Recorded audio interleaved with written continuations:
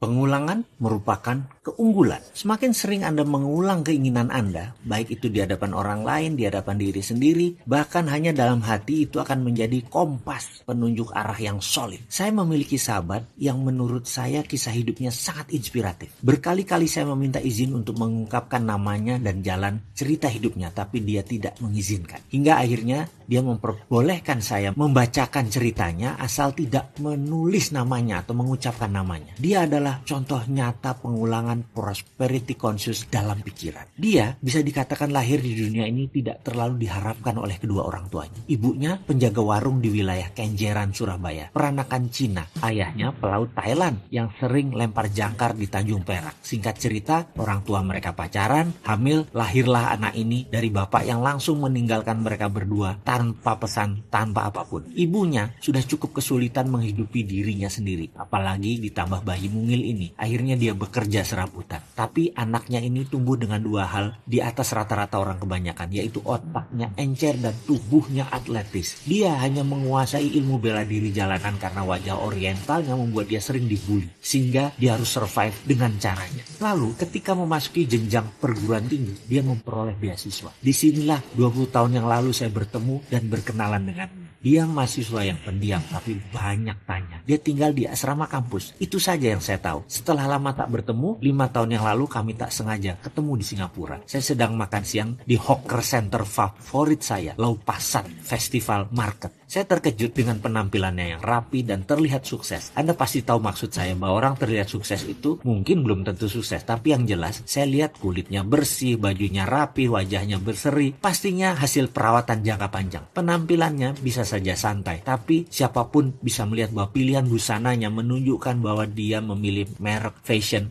dan lifestyle yang bagus. Di sana kami bercerita panjang dan berdiskusi sampai sore.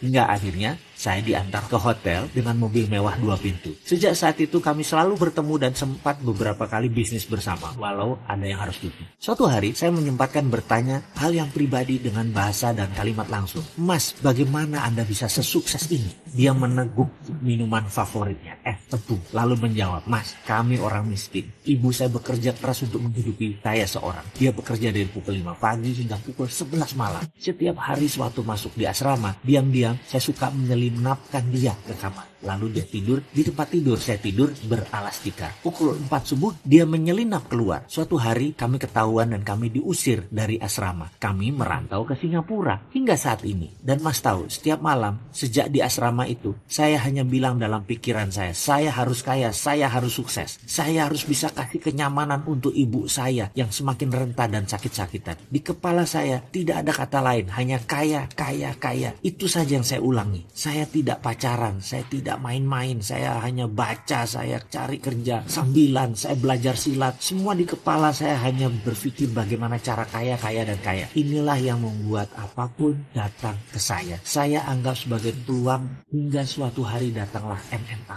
Mixed Martial Art dalam kehidupan saya.